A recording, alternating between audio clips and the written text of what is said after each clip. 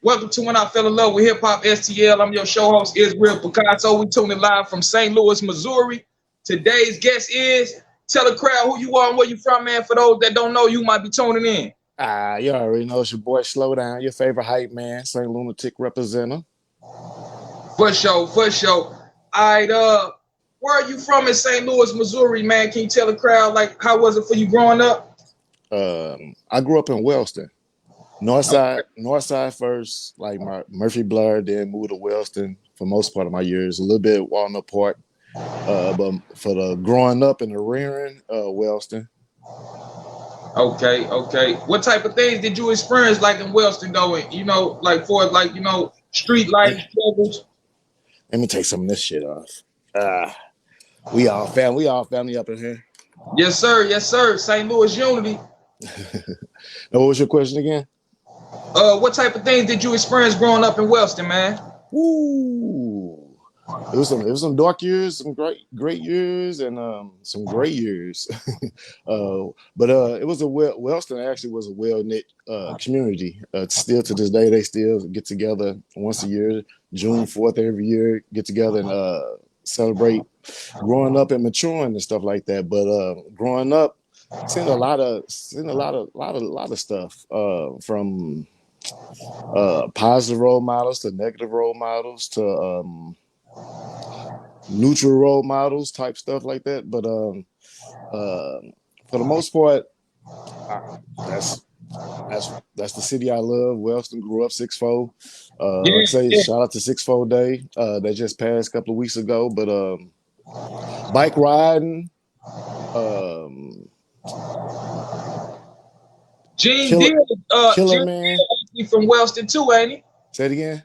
I said Gene Deal, Puffy old bodyguard, ain't he from Wellston? Yep. Shout out. Yep. Yeah. You know, I'm from Pagedale. That was the bad part and the good part. Like, they're my brothers to the end right now. There's a couple of cats from Pagedale. Shout out to Kiki. A lot of cats. It's some cats in Pagedale I give a kidney to if they needed one right now. Growing up, the neighborhoods weren't seeing eye to eye for real. Yeah. But like I said, today, yes, sir. my best, the ones I call, they say, hey, let's go have a beer or whatnot. There's a couple of my partners from Pagedale, a couple of my partners still from Wellston. Everybody get along like, hey, we were some dummies back then. You know that? Yeah, man. But you got to think that's when that Blood and Crip shit first started for real. St. Louis, niggas was like, shit. So when did you fall in love with hip hop, man? Shit. After I finished playing Thundercats at 8, 9, riding bikes to downtown, coming from out of Wellston, like a 2-hour drive on a bike. I guess around 85, I started liking it. I was introduced. I was only 11 years old, so I was introduced. My mom, not that much. Well, she is much older. She's 16 years older than me, so she was the age where hip hop would have really gravitated to her. So naturally, it kind of fell over to me. So about 85-ish, I got introduced by Get Fresh Crew and Crush Groove, the movie Crush Groove. That's how I got a chance to learn about a lot of artists at one time and whatnot like that. But I say 82, 85, I started liking it. Around 88 when Heavy D, Cool Mo D, Wild Wild West, Heavy D and the Boys started running the scene is when I started liking it more. And then I guess around the time the 90s started rolling around, when your Wu-Tang Clan came, your Outkast, your NWA, and that's when I think I started falling in love with it. Okay. Probably full-fledged love with it by the time Two Live Crew was doing it, and Biggie, Tupac, Jay-Z. To this day, still listen to pretty much all of that right now. But that's when I knew for a fact, like, it wasn't just I was in love with hip-hop by the time Jay-Z, Biggie, Wu-Tang ran the scene, stuff like that. By then, I was fully committed, and that's when ironically, right around the time I met the rest of the guys in the group. And so talk about that. Yeah, that was my next question. Can you give insight on how you met Nelly and the rest of the St. Lunatics? Well, I met him at a barbershop. It was a popular barbershop back in the '95. That started in '95, called Majestic Image, and they were coming from Leroy's. The oldest member, Ali, one of our road managers, Yella, they came and became barbers at the same shop that I was at. And Nelly and Keywan and Murph, quite naturally, were they customers and friends and whatnot. And I think they used to have like open mic nights on, like not like full fledged, but just on some barbershop kickback shit. On Friday nights, Thursday nights, niggas would be in the barbershop, it's neon lights, pool tables, open 7 days a week. So cats will hang out in there. So certain nights they'll just be in there freestyling and whatnot. And it's right around the time of the East Coast, West Coast little rivalry. You gotta choose sides, but being in Missouri, we're in the middle. So Right.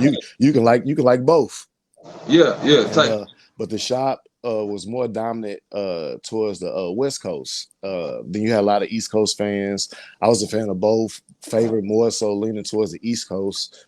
But they'd be freestyling and whatnot. And Ali was a barber there. Keywan, Nelly, them hung out there. Murph, Spud, hang out there every day.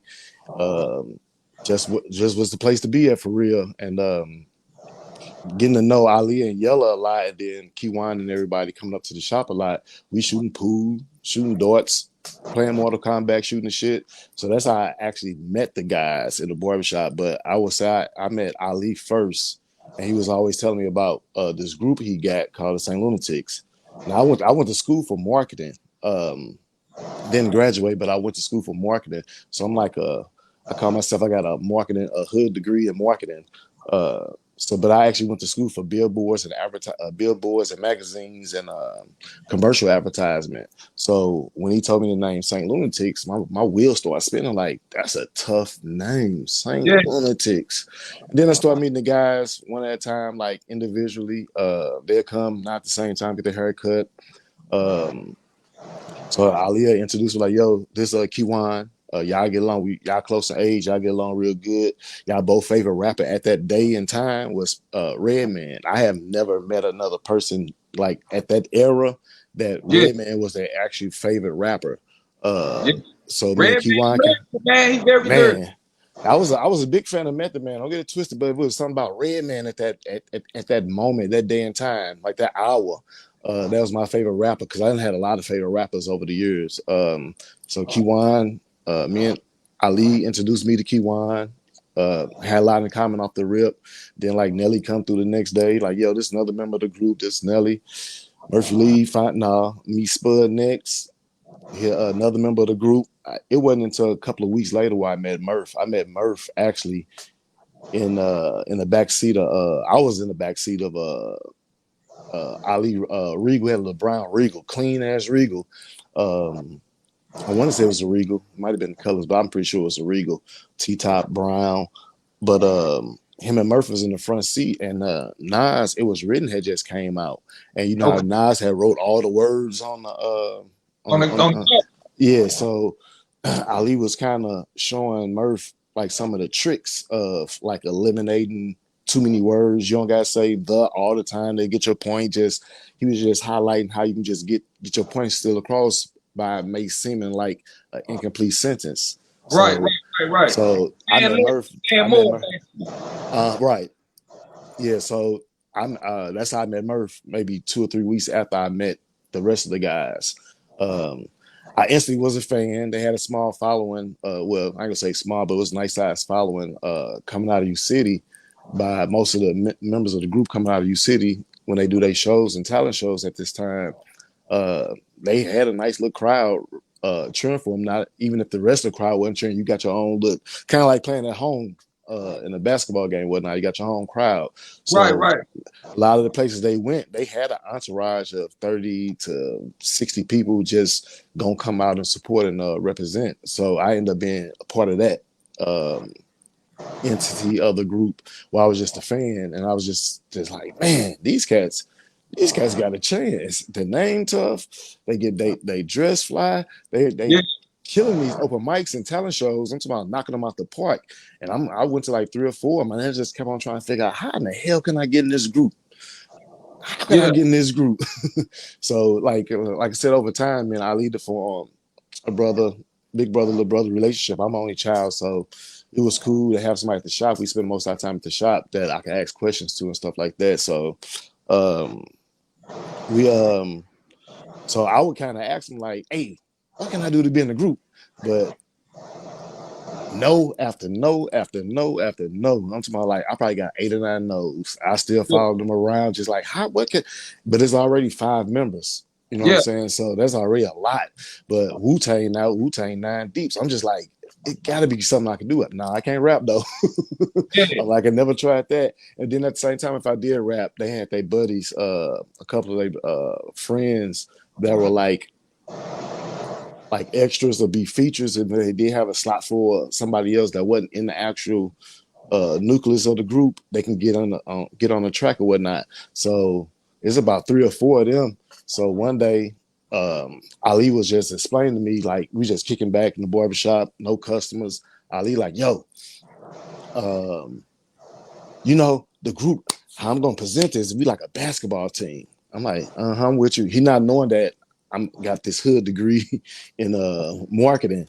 So he just sitting back telling me like, yo, I got this idea. We're like a starting 5 basketball team. So the 5 members are like the basketball team, the starting 5. I'm like, okay, that's dope. He broke down the positions and whatnot. And then he went down to like the 6th man, the 7th man, or the homeboys that to get a chance to come in the game, get a chance to hop on a song here and there. I'm like, okay, that's dope. They had some dancers at the time too. So he was telling me like our dancers gonna be like cheerleaders or whatnot, and our management, which he was part man, he was a player and manager, but management was gonna be like the coaches. You know what I'm saying? They're gonna be the coach. They're gonna coach the game. So I'm Mhm. like, I'm getting an analogy. I'm like, okay. He's still skipping one thing that started bubbling in my head immediately. I'm like, shit, y'all need a mascot. He like a mascot. In my head, I'm thinking, well, the mascot gets shown the same amount of time basketball players get shown to hype the crowd up. They might not get paid what the players get paid, but he getting the attention and the acclimates. So, Yeah. and I'm like, so when he started saying the rappers are like basketball players, I'm like, well, shit, a hype man is like a mascot. So they finally dawned on me. I'm like, y'all the st.Lunatics, man. Y'all need a mascot, some shit that represents. And that's the first time he didn't say no. I'm talking. I got no, no, no, no, no, no, no, no, no, no, no. Yeah. And then when he say this, and I was able to reverse it and use it on him, he was stuck. He didn't say no. He didn't say yeah either. He just didn't say nothing. But I was cool with that. It wasn't a no. Yeah. Yeah. So Yeah. as That time there you go go. on, No, you never give up though. You never give up. man, I'm talking about a good hard 8 no's. So I got a solid. Let me think about that. And then still nothing came about it.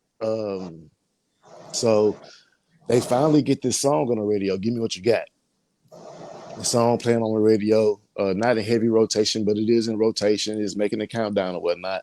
But before it make the countdown, they've been performing like every other weekend, 2 or 3 times a month. And like I said, I'm going to the shows or whatnot.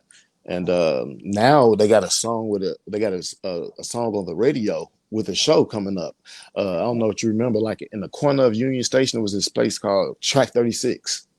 Okay. Nah. What Nah. Tell me it, about it. Track 36 was the spot to go to. I think it later on became like Plush, and then Plush moved down the street, but it started off as Track 36. It's this club that's sitting in Union Station and just so happened to be on Track 36 Okay. before they built it. So the club was popping on Fridays and Saturdays, whatnot, and they had this concert. And this is the first time that they were booked for a show, and they had a song on the radio. Okay. That's a big difference in just your people's knowing your song in the Yeah. crowd. But Yeah. now it got played on the radio maybe like 6 to 12 times. So they they had a meeting. They was gonna meet at Saints before, because that's what the studio they were recording at D2. So they had a meet like, we gonna meet at Saints about 7 or 8, and then we're gonna all go down together to Track 36. So before then, that's what my idea though. Like weeks before this happened, me and Ali had the conversation. So now it's just bubbling in my head. He still never said no. So I figured this particular day I'm just gonna take some of this barbershop money and go to Uncle Sam's and get some how they was dressing at that time were like You know, wearing the back military. jerseys and shit. No, not right then yet. In the beginning of the lunatic stage, they was wearing camouflage pants, Oh and this yeah, I was remember that shit. Yeah, I and remember. then they were colorful. Like a lot of rappers in St. Louis be like, man, get y'all East Coast ass on, or if there's Yeah, an East Coast, they better get y'all West Coast ass on. So nobody really know how to identify the lunatics when we were local.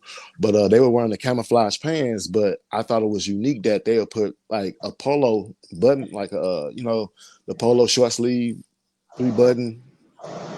They will put that on top of the cargo pants and matching whatever the purple, the green, the red, or the black on black, or the regular green.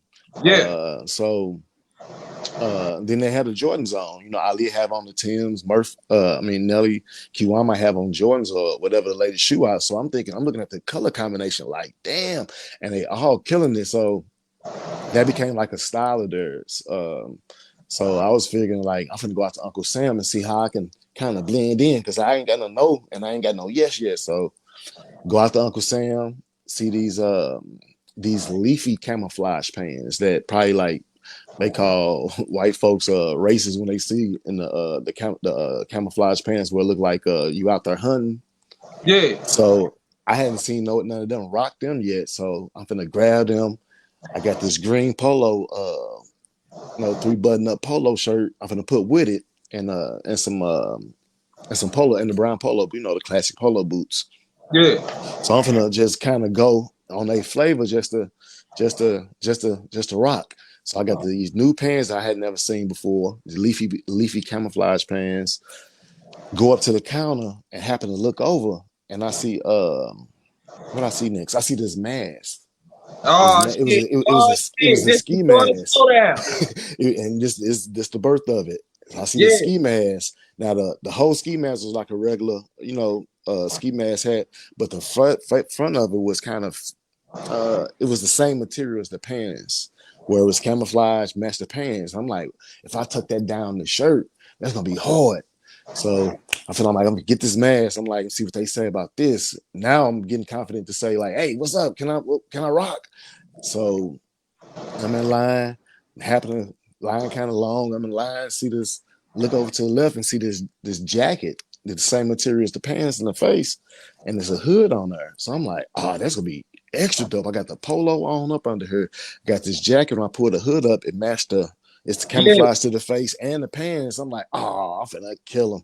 Right before I ring out again, some gloves were standing right next to me and they matched. Damn. So I'm Okay. like, fuck, let me go and get them too. Now I'm ringing out. And as I'm ringing out, getting the change back and whatnot, I remember joning on these boots at Walmart. They had leaves all over the motherfuckers, right? Yeah. So I'm like, I gotta go back and get these boots I was just talking crazy about 2 weeks ago. Like, I want to fuck over them motherfuckers. And I went back, got them. It wasn't a direct match, but it matched enough to get my point across because now I'm from head to toe covered like leaves. So I go out to Saints. I'm probably like 5 minutes early, doze off, 1 minute trip, dozed off. I got all this hot shit on. And they start walking in and kind of like jump, like, slow, that's you. I'm like, yeah. They was like, oh shit, that's hard. Are you going on stage in that? I'm like, I'm going on Yeah. stage. Yeah. And that's the first time I hit the stage at track 36. Not to mention, I probably threw up maybe 10 times after my first 10 shows. I probably threw up after every last one of them. Straight up. Through. I mean, when I say, as soon as I got back to the back, sit down for a minute. Blah. I was so nervous Yeah. because we trying to get the world. Well, I ain't gonna say the world at this moment, but we trying to get the St. Louis to understand and get to know the St. Lunatics. And then I just got thrown into the punch that night, like as the last ingredient. So I'm like, shit, we got to figure out if they like them before I can even figure out if they like me. Then I got to make sure the guys in the group like what I'm doing. So every night I probably just threw up the first 10 nights and then it kind of calmed down and it was like nothing after that. Yeah. Yeah. Hey, shit, you got through that portal, you know? That's right, man. But yeah, that was that anybody they ask what was the best part of everything, and I would have to just say the best part of everything was the pursuit of a deal. when you're doing all the dreaming, when you're doing all the planning, like when it happened, if it happened, I'm gonna buy this, I'm gonna buy that, we're gonna trip here, we're gonna vacate there, we're gonna do this. That was the most purest and probably the best part of all of it when you reflect back. Well, when I reflect back on it, Yeah. it was the pursuit of the deal. Yeah, and we definitely gonna talk about how y'all got that. So did they ever tell you like who came up with the name of the group? And do you recall the first studio session you was with them? Uh, I went to quite a few studio sessions with them once I like kind of bought into what they were doing. And like I said, before I was even considered a member, I was going to the studio. I was able to keep songs here and there or whatnot. I got my little tag back then. We wore a lanyard with the St. Lunatics on there. You were legit, so you had one of them. Even immediate fans had those. So we'll walk around the city with these laminates on. But I went to the studio quite a lot, heard quite a lot, quite like that's how pretty much how I came up with what I was doing on stage by me hearing the song so many times. I kind of just started doing the motion with my arms and hands and whatnot. And Yeah, that's how the whole silent hip hop sign language thing started because I would hear the track so many times and I'm thinking it's rocking. So I'm just kind of like, they say plane, I'm like this, they say car, I'm rims, or yeah, so I'm yeah. doing that. So Hey, that just became a lot of this shit, man, that they doing that. I ain't gonna lie to you, bro. like I technically kind of invented the TikTok dances or whatnot when they danced to Yeah, the. Because back in the day when we were coming up, we danced to the beat. right, right. Now you dance to the lyrics, and that's what I pretty much did. I danced to the lyrics. I kind of emulated the lyrics that they were saying, kind of giving off that I was like an interpreter. But some stuff I came up with, which I call it hip hop sign language, so I don't get in trouble by the hearing impaired. Yeah. So, how did the people respond when you first told them this was the path you was taking? Like, for us, like your people in Wellston, all your people, your family, See, when you told them, like, like, "Shit, I want to do but this shit." at that moment, I'm thinking I'm like 19, 20, 21 maybe. And around that time, you just kind of, you trying to find yourself in the world. You either went to college or you done started working or whatnot. I happened to land in a barbershop with all these interesting people that had a lot going on for themselves. So I kind of, at that moment in my life, like them days, them hours, I kind of fell into just the whole shop. I bought into the whole hanging out with the guys because like I go back to when I was in barber school, just like a year before I met them. Um, I was trying to go to barber school and I was still trying to hang out in Wellston. We hanging out to 2 or 3 in the morning, and then I got to go home and go to sleep, and then I got to get up at 7, 8 to get to barber school. But the people I'm hanging out with at night, they ain't doing the same thing I'm doing, so they ain't got to wake up like that. So they go to sleep is different than mine. So right then I kind of started transitioning to hanging out with the people that was doing exactly what I was doing. So I started hanging out with the guys that was in barber school. And that transition when I was at the barber shop out of barber school, I started hanging out with the guys at the barber shop. But I stayed close to my guys in Wellston. It was a group actually of my friends called the Fam that was starting to come up and starting to get a buzz in St. Louis. Um, so they were doing that because right around, I think I started having kids, so I stopped hanging out in the hood a whole lot and started just doing things that kind of gave me a higher chance of going home at night. Yeah, So the I wouldn't I wouldn't when I did bump into friends, they knew I was like I'm with the St. Lunatics. They like some people say, "Oh, nigga, you know went to the other side, this, that, and third. You hang with them, you city niggas." I'm like, man, this we all grown, man. At this point, like I said, we 21, 22, so I'm doing what I think is right at this moment. Then like I said, I grew up on movies, so it felt like a movie was like in the present, like going on. Like this is a story right here going on. Like so because they was well knit and we hadn't sold anything. We hadn't even still selling CDs in the city yet. We just was like Ali pretty much still was finishing the final touches of what he wanted to present to the yeah. world. So right around then is when I actually came in. So my little cousins is a big gap in between me and my cousins. My next set of cousins be like 10 years younger than me. So if I'm 21 to 11-year-old, everything I do is tight to them. Right.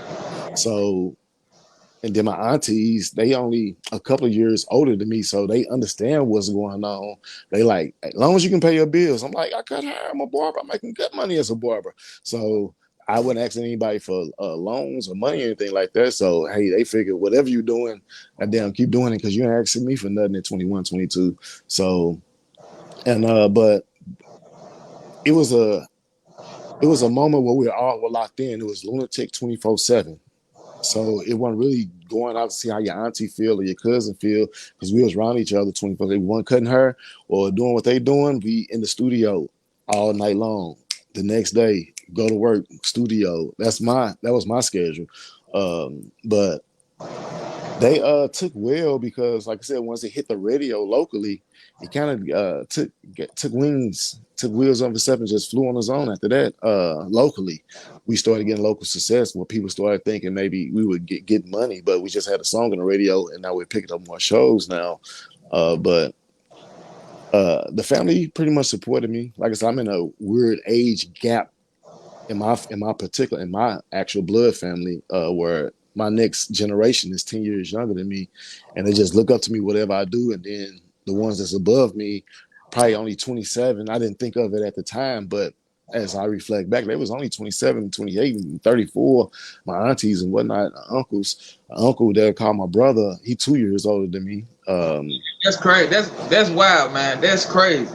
So they all supported for real. Like I said, when it said radio, I mean, you can do number support because that's all you heard every hour, every 2 hours on the nose. Yeah, 100, 100. All right, let's talk about Country Grammar, man. How did the record get put together from your perspective, and how long did y'all push the record before it blew up? We really didn't have to push that record because "Give Me What You Got" was already going. Okay. That's what was doing all the legwork, the resume building. The resume building was coming from "Give Me What You Got," and then we dropped a couple of more singles. Uh, Who's the Boss, and another single on the radio. But what was the resume builder was definitely "Give Me What You Got," the song where Ali got two verses, Nelly got the last verse. Yeah. So Remember that's that was that shit. yeah, but that was that jam. So I mean, that was everywhere. So that was doing all the leg work. I actually wasn't there for the details of. No, actually, I I heard the song before. You know what I'm saying? Before Yeah. it was the final song where it was just Nelly on there. So I did either not like them kind of going over the verses or whatnot of what the song was going to potentially be, but I really don't like the music process making. I get there when they start recording, and when they come up with the ideas for the songs, I'm pretty much probably doing my own thing at the kids or at the barbershop or whatnot. So by the time I come around, they're in the process of recording or whatnot. That's with that one song. I was not there when they recorded the actual Country Grammar song, but I'm there for the history of it. Just on the, I remember who verses was what and things like that, and also being in compliance with no shit. You definitely sound hot on that motherfucker if you was just yours. So when we got that final cut of it, at the same time, what was going on when we were trying to shop the deal, when people thinking that we get a chance to promote that song, we actually had put on the CD. We had bought 1,000. Back of the Swiss magazines, they got you buy 1,000 CDs.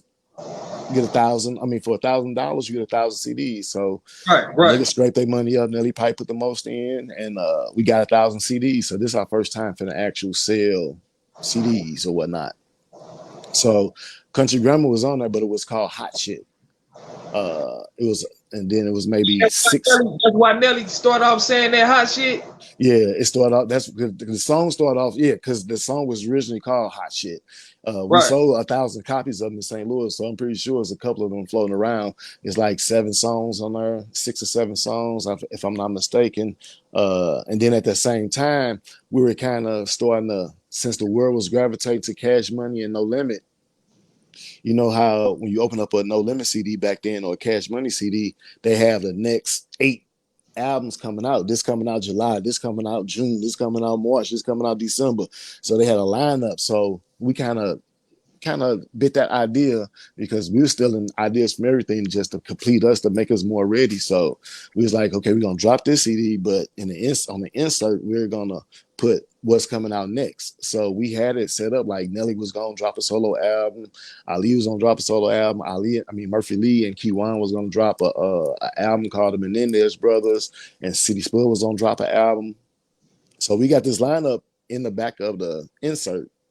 But we started selling these mugs so fast, man, that we couldn't even keep putting them inserts in there. We just started selling them straight out the box. We was wrapping them up with a blow dry, shrink wrapping them and stuff at first, and then they just started going so fast that we couldn't even do. We was just giving them out just like dope, just flat out the box, flat out the box, flat out the box. But we got a chance to do that.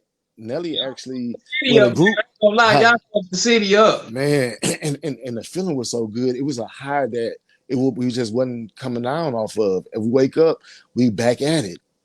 Go to sleep, we wouldn't sleep on it, and we wake up, we back at it. Like it wasn't no we just blow up on the internet and just boom, it's go. Like, no, we got to get in the houses of every individual house that we can get in. Active, man. Y'all was real active back then, man. Yeah, man. Then by us from being different parts of the St. Louis, they helped out too. I'm from Wellston, Ali from North Side, Murphy, most of them from U City and stuff like that. So we able to bring a bigger fan base together like that versus just the group being from Pagedale or Wellston. You just got a Pagedale group in the early 90s. In the late 90s, only Pagedale niggas fucking with them. You got a group in Wellston.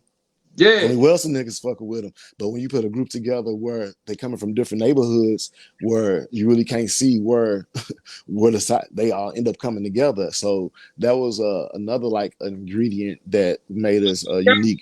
That too, man. Because a lot of St. Louis niggas doing that shit now too. Because a long time ago niggas wasn't hanging together, but you got from the west side, north side, south side, county, all these niggas together now. I think y'all can start that shit, man. Yep. So we got together and so like I said, we didn't get a chance to push it, but like in the midst of, we went to Atlanta, that's a whole nother story. But we go to Atlanta trying to hook up with Jermaine Dupri through his bodyguard. Big Bob was from St. Louis, used to throw the biggest concert and parties back in the day. Him and Bob and Hudson. So he ended up working for Jermaine Dupri. He holding us down on favor. Nelly and Keywan met Mace bodyguard in Cancun, and they all said that they're going to be at this one place, this one particular night, which is Jermaine Dupri birthday party. So we put all our money together and we get down to Atlanta, get a couple of hotel rooms for the night, for the weekend, and that story evolved how it go. And but so when we come back, we were already selling these CDs. So the next 2 days after we get back, Coup de Love, that was Mace manager that had For Show Records, I think it was called something else, Up Above Records. They're the ones that we got the CD to. They took it, listened to it a couple of days, and they asked the guys to come to New York. So we scrape up our money after we just came from Atlanta, scrape up our money, fly just the rappers and the manager to New York or whatnot. Like I said, at that exact same moment in a parallel universe, we just started selling CDs. So we don't even need a deal at this point. We finally figured out what we got to do, because these CDs, if we can go through 1,000 CDs every week and we sell them for $10 a piece, man, we can kill them. We can fund our own career. So in our minds, like at that moment in our minds, we don't even need a record deal. We done figured it out. We can go city to city, little town, because we was good up in Lincoln. We were good up in Columbia. We were good in Springfield. So and we was getting small towns and shit. Yeah, we had the small towns. We'd go stay in a small town 3 or 4 days after we did the concert and just go house to house or dorm to dorm, making these people love us. We going into vans where they got like pirate stations set up, and that's where like the college kids were listening to their music from, versus like listening to like Magic on the Way wasn't making it to Lincoln. It wasn't making it to Peoria and stuff like that. So they had like pirate stations on the college campuses, and the little kid in the back smoking weed in the back of the van and playing the music from there. We was going and crashing them spots. We was crashing fraternity spots. Kind of like if you seen Wu-Tang movie, The Saga Continue, how they was on that campus. That's kind of how like we were on campuses, like just trying to spread. We figured if we chicken pot, we can make it. And once we saw that first 1,000, we was like, we don't need a deal. We can Yeah. do this on our own. But at the exact same time, the guys that just went to New York, most of them came back. I think Spud and Nelly might have stayed. And then the day they called and say, we got a deal, we got the deal, we was literally just selling out, about to reorder some more of them CDs that we just had. We sold them out in less than 2 weeks, right around 2 weeks. We sold the motherfuckers out. So, but at the same time, a deal going down. So do we order some more and keep going? Because we could have sold 10 or 20,000 in St. Louis alone. Then went down to Springfield, sold 10. We could have went to Peoria and sold 20. You know what I'm saying? So we was ready. We was young. We 23, 24, 22.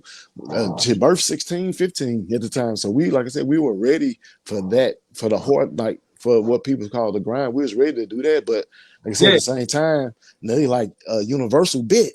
They want us. Yeah. All right, now that's what we get to, man. That's the next question. How did the signing of Universal Records happen, man? Like that's where we at right now. So they biting on y'all, man. They biting and shit. Y'all fishing, y'all, putting the reel in the motherfucking lake and shit. What's going on now? Shit, Universal call and said, hey, they call. Just to fast forward a little bit, I actually don't go when the rest of the guys went out to start recording Country Grammar after the deal happened. They go out. It's really between the A&R. Like we really didn't know the label all like that at that moment. You just know your A&R that's representing the label or whatnot. He signed us off of a VCR tape.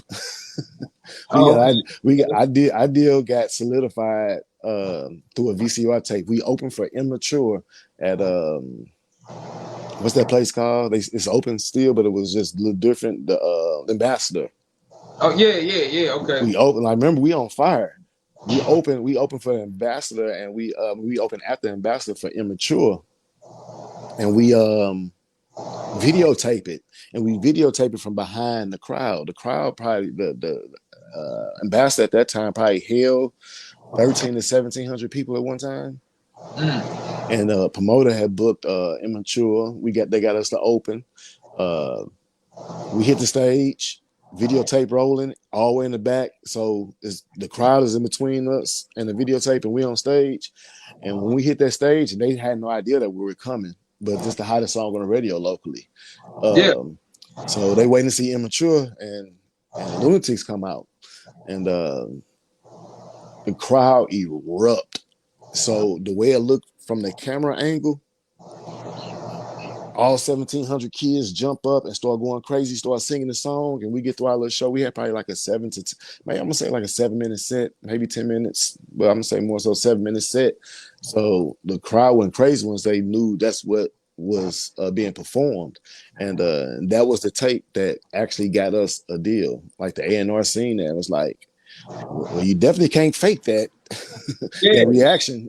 So I think the tape is what got us the actual deal. Then they probably started doing their homework from there, checking BDS or whatnot. But yeah, that VCR tape got us the deal with the A&R, because like I said, you couldn't fake that response from 1,700 kids at one time.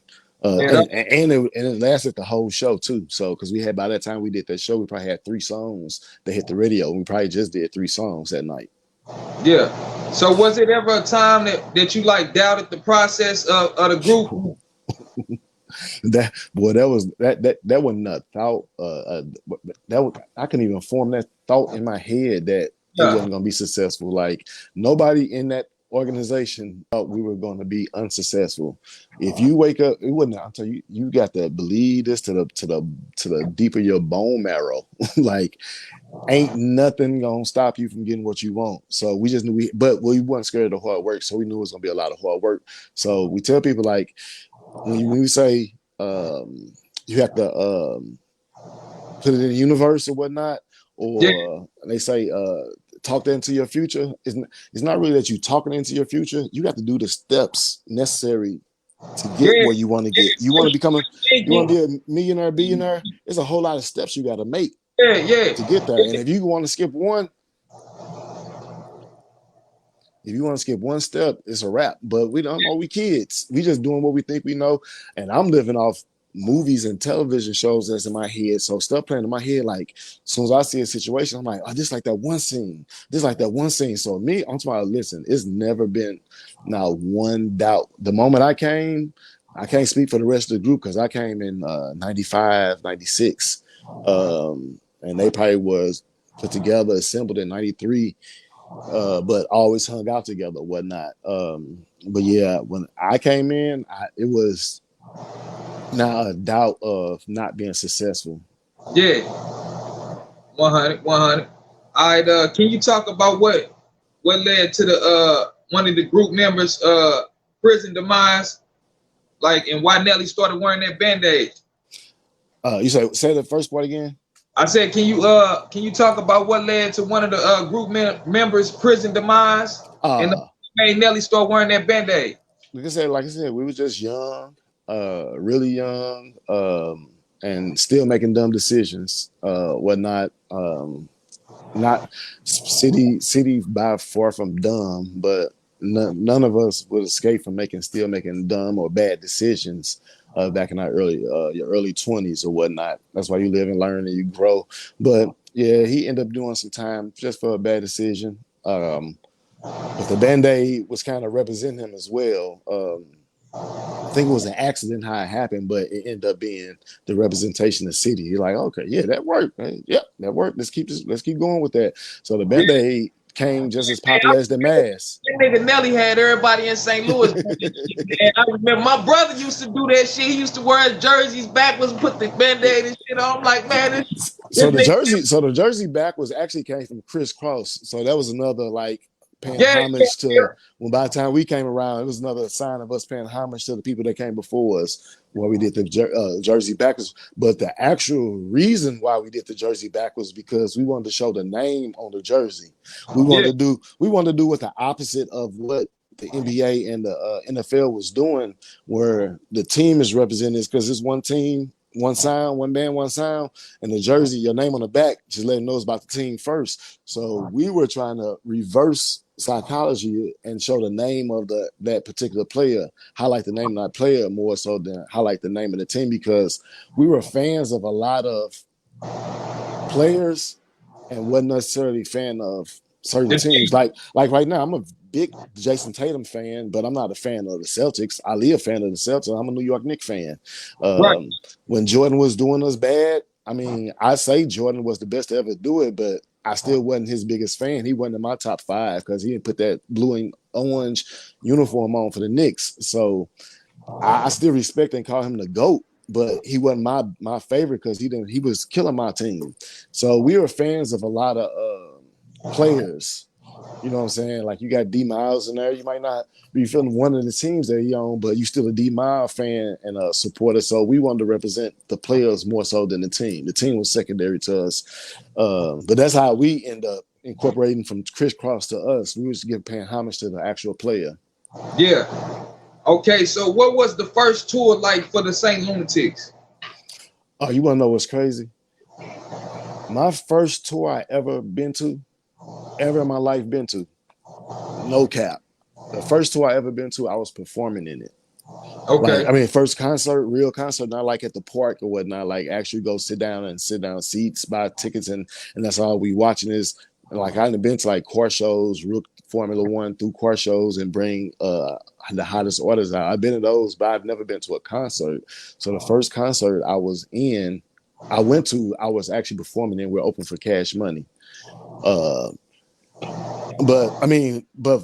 the thing I think about the most when it comes to tours or traveling or whatnot, if it was our tour, we just pretty much called all the shots. But we were on so many tours and dates before we started doing our own thing, and they would have beef with the promoters about who going on first, who going on last, and we just like, we from St. Louis, we go on we don't care what time we go on, just let us go on. So we never really, but we was always a hard act to follow. I mean, we didn't win before Beyonce. I mean, Destiny Child. We didn't win after Destiny Child. We didn't win before some of the biggest acts, and went after them. And it's definitely a really big performance to come behind if you come behind us, because we gonna give you a show. Yeah, Um, y'all was known for that. I ain't gonna lie to you. it was known as the Jackson Five of hip hop. Yeah, yeah. So, what was the reason the group slowed down and stopped working together, man? What was like the feud with Nelly about?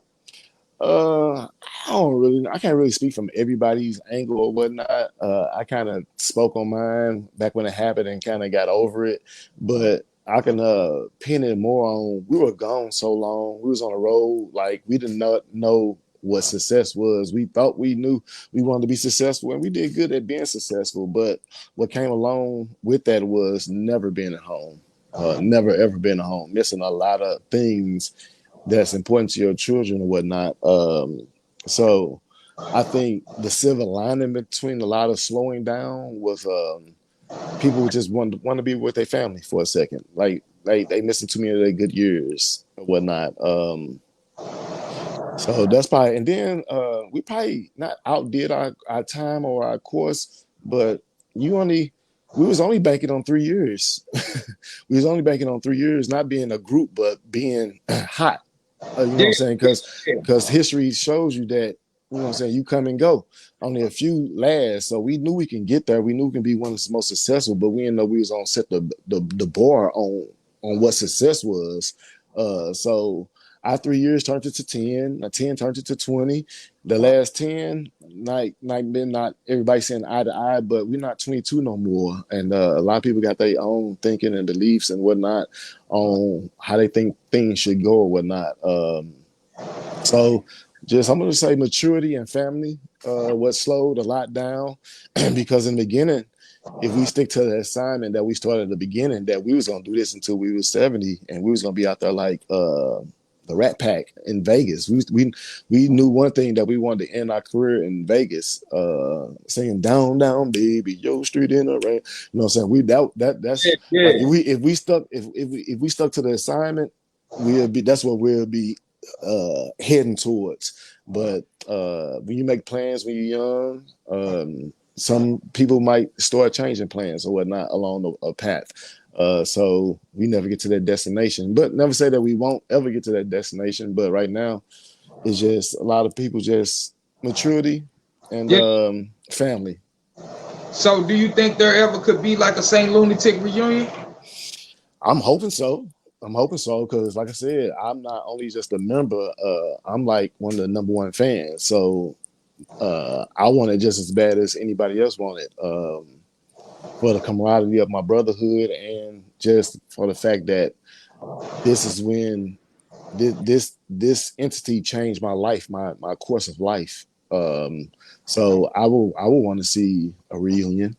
I think it'll be big for St. Louis, man. I think we need that, man. That'll Yeah, show a lot of motherfuckers, man, that because even in the hoods and shit, man, like damn, cuz we ain't gotta be on that. Let's mm-hmm. work together and create this St. Louis unity and put and some food for the city, for the and youth.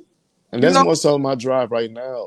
And being, since a lot of things have slowed down, was showing. I mean, we were notorious for, like I said, we did more than 3 years, because, like I said, when you got a group, you usually have a group to come out, and then they find the Michael Jackson in the group and kind of isolate them.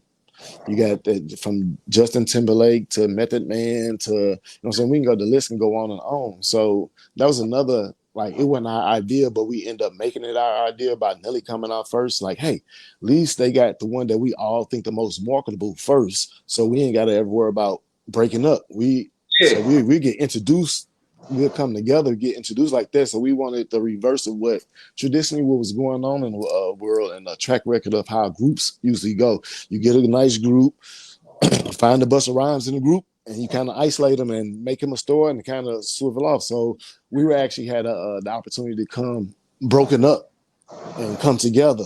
So we were able to show. I mean, there's a lot of cats in the industry, from like Loon, or, I mean, not to drop no names, but there's a lot of industry cats that have come to us while we're on like red carpets or whatnot, and say like, in year 4, but like, man, y'all guys really showing everybody how y'all stick together. Ain't no egos, ain't no this, ain't no that. Year 5, we still got people coming up to us on the red carpet that been successful but been broken up, and said, because man, y'all showing motherfuckers how to really stick together. Y'all showing motherfuckers how to keep one goal and keep going forward. One band, one sound. So we get a lot of accolades from the other artists that were really big, that maybe was in a group and end up going separate individual ways. Like we get a lot of props from them, just because, like I said, 3 years is usually total meltdown destruction. So us making a good 10 years without no meltdown destruction was pretty hot. But when you from St. Louis, you just expect more. Yeah. So what's next for Slo-Down, man? What do you have in the works as an individual, without the group? Actually, my focus is actually the group. Okay. Ironically, Murphy Lee dropped a project like in September called Second Time Around. That's phenomenal. He actually got a Lunatic song on there. Ali dropped a couple of projects over the last couple of years, and both of them I can't get in Yeah. my car or take a road trip without listening to it front to back.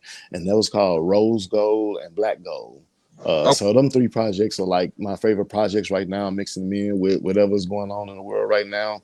Um, so like I said, my focus is like just salvaging what we got. You know what Yeah. I'm saying? So we trying to get vocal, trying to get a What's visual up or with whatnot. Keywan, man? Huh? What's up with Keywan? Keywan, that boy, he wears so many hats. You talking about Mr. Entrepreneur? Like he got his hat on. At this moment, he just started not a food truck company like type of deal. It's doing really good. He's everywhere. You see him. You see Okay. me, food truck popping up everywhere. Keywan play softball. Keywan write movies. Keywan write plays. Keywan starting charity programs, and then his clothing line popped off for him last year, like to heights where like he can barely keep up with the demand. So I can No, say Keywan's doing really good. He's expecting a baby boy too. oh, congratulations, Keywan, Shout man. out to baby boy Keywan. Yeah, for sure, man. So what's up with your clothing line? Don't you got a clothing line you be representing? Yeah, well, it's me and Ali just came up with some ideas and some patches and whatnot and started putting them out just to test the water. So we'll probably be going full throttle with our real ideas this fall, the fall coming up. But what we were doing this past 6 or 7 months was testing the waters and see like, is this an avenue we can mess with? And then and quite naturally we come and find out it is an avenue that we want to mess with. So we're Cause definitely gonna be, dope. huh?